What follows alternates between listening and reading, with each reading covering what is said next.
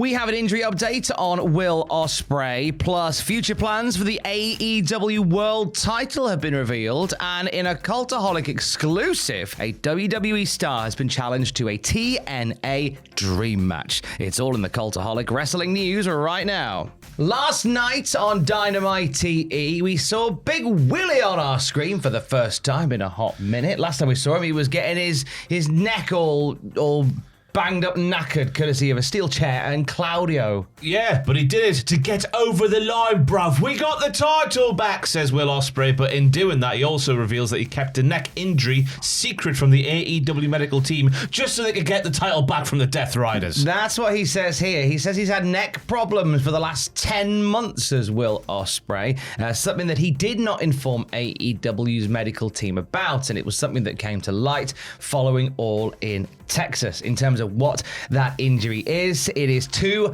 herniated discs in his spinal cord, and doctors he has spoken to, however, have given quite a promising outlook on it, considering. Yeah, he could be back for Forbidden Door. He's going to go away now and get some stuff done, but next month is Forbidden Door. He could be there. He could very well be there. Now, when it comes to herniated disc, they reckon it's about 6 to 8 weeks before the symptoms of the pain and such will subside, but it can be longer for the injury to heal all the way. You know, you hear this is one of these injuries that can keep some people out of the ring for months and months and months, and for some people it leads to fusion surgery and the end of wrestling careers. But Will Ospreay, very optimistic, as are the doctors that he has spoke to, he's going to be back before the end of August. I just hope they take their time. I know it could be back for Forbidden Door. It'd be great to see him in London, obviously, coming back to the homeland and doing the things, Rule Britannia and all that kind of stuff. Cup of tea and a lovely sausage. That's exactly how he ought. Cup of tea and a lovely sausage. But more importantly, just get well, Will.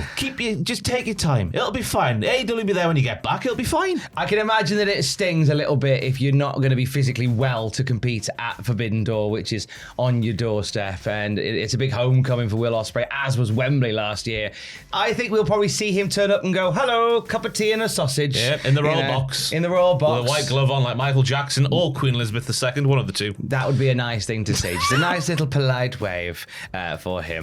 In terms of injuries to AEW talent, let's talk about Colton Gun. So Colton Gun recently got back from an injury, and there were some concerns for him last week when he was seen being carried to the back after his match. An update on the status of one half of the Guns this morning. This comes to us, sorry for cutting you off there, Tom. It comes to us from Fightful, who say Gun was originally planned for the tag team eliminated tournament. However, due to his injury, it's not looking like he will end up being able to make it. While the teams weren't publicly announced, the Guns were planned, and AEW will have to adjust. We're told AEW want to give Gunn the opportunity to be ready, but it's not looking like it will happen, which is a massive shame because they had the big return, obviously, with Juice at All In, and now we find ourselves here. It feels like Colton Gunn rushed to come back, and now they need to give him a little bit of time. And this is kind of echoes what we're saying. Will! This is kind of what we're saying with Will Ospreay, and there's a real passion and a dedication to people who want to get back to their craft as soon as possible. But there's also, you've got to listen to your body, and it's as tough as a conversation as it is to have. You've got to go, does my body, am I ready to come back? Is it just, obviously I want to be back, but am I ready to be back? And obviously in this case, Colton Gunn wasn't. We wish him a full and speedy recovery. If you are an injured wrestler, just think about Roxette. Just every time, just think about Roxette. Listen to your heart. Oh, nice. I was thinking, the body, you know? Hello, you fool, I love you, go on and join the joyride. That would also work. If the rest is not quite working, off to the joyride you go. What do you mean, just sitting in car parks doing wheelies and stuff? I guess that's what she was doing in a wonderful balloon. Throw him up for Roxette, by the way. When it comes to the AEW World title for Jon Moxley, it must have been love, but it's over now. And Moxley lost the world title to Hangman Page at All In, and we have ourselves a cheeky rematch that was set up last night on Dynamite. Yeah, so bloody Mark Briscoe gets a shoot roll-up win on Claudio Castagnoli, then down come the Death Riders. I thought this world would have been gone after All In, Tom, but no, it's not. No. The Death Riders are still doing the post-match attacks. This brings out Jon Moxley, who just says, I don't really count that Hangman Page fella as the world champion. No, he's just not the world champion in my world. He's just a fake, a fraud. Yeah. So this brings out Hangman and says, right, well, next week we'll have a match, but because I'm the champion, you're the challenger, it's on my terms now, so everybody, obviously, apart from the referee, is banned from the ringside area. I'd like to point out that Hangman Page, since I'm the champ, I'm choosing the stip. Didn't you choose the stip for All In as the challenger? Silly Billy. But yeah, I like this little twist on things, whereas you've had like the wild and woolly Texas death match. You've now got a match where we go, we're going to have a one-on-one match, and everyone is barred from ringside, apart from me, you, and the ref. And that is how they're going to properly settle it, mano a mano. No Death Riders, no Ops, no Darby Allin descending from Mount Everest. However, it does lend itself to the just a BB gun or something by Wheeler Yuta in the crowd. Just if he's not a ringside area, just pick off Hangman Page from the rafters. Or what if the ref is Wheeler Yuta in disguise?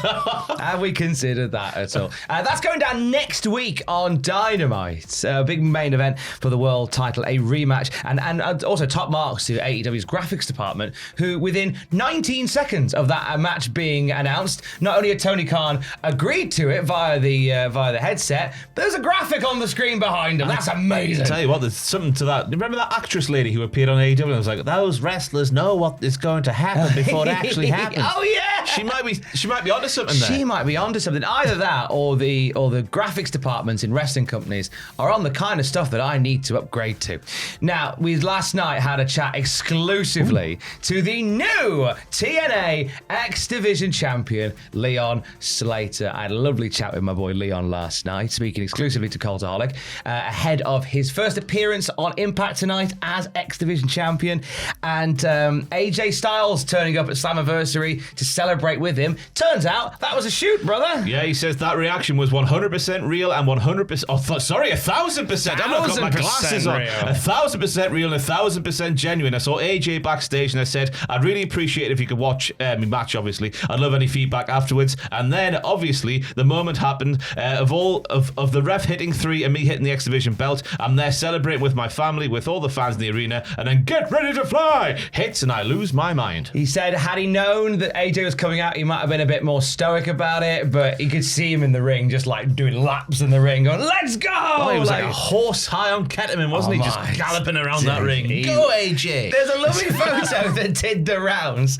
following that, and it's AJ Styles and Leon Slater sat on one of those big travel cases, and AJ's chatting, Leon Slater's got the X Division title and he's listening. It's such a cool photo. And I asked Leon Slater, what did AJ Styles say to you in that moment? And Leon told me he gave him in-ring advice on little bits that could have been changed to make stuff pop even more within the match itself. More than anything, I appreciated the time that he took just to talk to me about real life. He was just telling me the thing that helped him the most, and the thing that he has seen get people the furthest is staying true to who you are. I'm been in a super lucky position where I try and stay as grounded as I can. And I think word of that got back to AJ. So he was just saying all the other good stuff that he's heard about our locker room and the morale and my morale in the locker room. And that's what tipped him over the edge and made him want to come and give me that praise. He was just saying, as long as you can stick to that, you are going to go far, which is something I've always tried to do. But getting that confirmation and that validation from AJ is huge. I love that, and I can attest to the nature of Leon Slater, who behind the scenes, he is the same guy in terms of his humility, his respect, his fun, and his energy as he was when I first met him in like 2021, when he came out at North to be a surprise entrant in a tag team tournament match. Off he went, and now he's, as he was as North champion, just as cool and humble a guy as you've ever known him. That's so sad to hear. So sad to hear. The business hasn't affected I want to him. know the real Leon Slater. Oh, can confirm, good egg. What happens behind closed doors, Leon? AJ wants to know. He just is a lovely man. In terms of his dream opponent, now he is the X Division champion. Leon Slater says he wants to defend the title here in the UK. He wants to take the title to some WWE and NXT talent. But there's one name on his list, and he made his intentions very clear, did Leon Slater? Never guess who it is. Never guess who? It might be the phenomenal AJ Styles. Yeah, he says, but interesting turn of phrase here. When that one more match happens, I think it's obvious who's going to be there waiting for him, and I'm going to be ready. When that one more match happens, because of course when AJ got in the ring at the weekend, one more match. We'll get on to that a little bit later, he says. Yeah, so Leon was quick to correct when he started saying if. He said not if, but when that one more match happens, and he wants it to be him. And you know what? The idea of Bound for Glory having Leon Slater versus AJ Styles in a history-making X Division past, X Division future type match. Oh, that's good. Where the WWE guy wins again. No! Don't do it! It was great to catch up with Leon Slater. It's a Cultaholic exclusive interview coming to the podcast feed tomorrow, and you can watch it on our Patreon as well. We talk about winning the title in TNA. We talk about his time on the UK indie scene as part of North Wrestling and a bunch of other cool stuff as well. He's just a good guy, and it was lovely to spend some time with him yesterday. What a shame. What? You're genuinely gutted that he's I lovely. want the dark side of Leon Slater. Old Stone Cold. For the very latest wrestling news at any time, you can check out cultaholic.com. Stay safe. Love you. Bye.